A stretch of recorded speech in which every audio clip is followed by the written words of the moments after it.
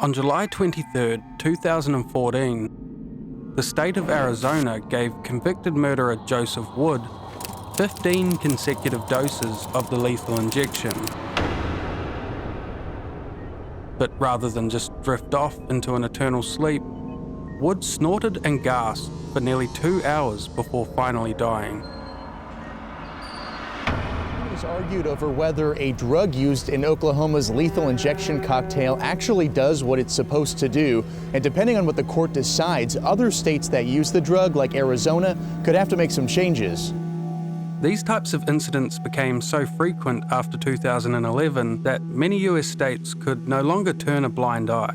And the scramble to find an alternative has led to some states pushing for the return of the gas chamber, while others, like Tennessee, have opted for the electric chair.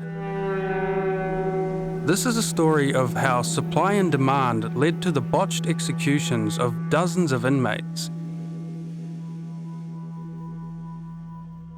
The lethal injection first came into use in 1982. The method was introduced as a more humane alternative to electrocution after a long history of inmates catching fire and requiring several jolts of electricity before actually dying. And so the introduction of the lethal injection somewhat softened public opinion, and you could be forgiven for thinking the injection simply puts the prisoner to sleep in the most humane way possible. But the statistics paint a far darker picture. Between 1890 and 2010, the US executed 8,776 people across all methods, but the lethal injection has by far the highest percentage of botched procedures recorded. So how did something that was introduced as a more humane method of execution become such a nightmare? To understand this, you first need to know a little about how the lethal injection works. The lethal injection was originally administered in a 3-drug protocol and included an anesthetic, a paralytic, and a third drug which, when combined, is meant to stop the heart within minutes. Under ideal circumstances, this would mean the inmate was pain-free, unable to move, and the procedure would be as quick as possible. However, the reality of the procedure is often vastly different.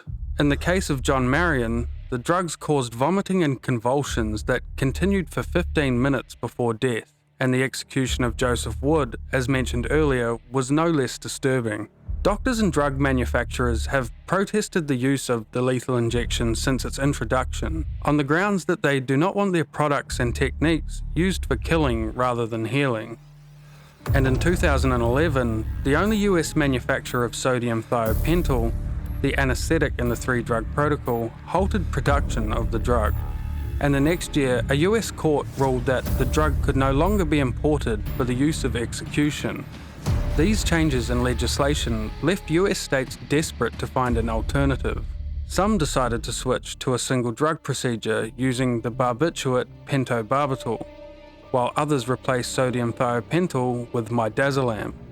Neither of these drugs function as an anesthetic or offer any pain relief. This drug formula is unconstitutional because the first drug will not prevent a prisoner from feeling the severe pain and suffering of the second and third drugs. Experts who have performed over 200 autopsies on people executed via lethal injection using thiopental or either of its post-2011 alternatives have found that, in most cases, the lungs showed evidence of fluid buildup, which creates a sensation of drowning, meaning that rather than drifting off to sleep, the inmates drown in their own secretions and suffocate to death, with their suffering often masked by a paralytic. With the increase in scrutiny on lethal injection, US states have started considering other methods of execution. Despite any concrete evidence that death by nitrogen gas is any more humane, some states have already approved its use. Although this has not yet gone forward, as there are no protocols in place for the procedure or adequate gas chambers in which to carry out the executions. Some experts are strongly opposed to the use of gas and claim that the firing squad is a far more humane option, and this is hard to argue with, as there are no records of an execution via firing squad in the US having gone wrong, and the death would be virtually instantaneous. While some may not care too much for the suffering of convicted murderers, What about those who have been executed and are now thought to be innocent?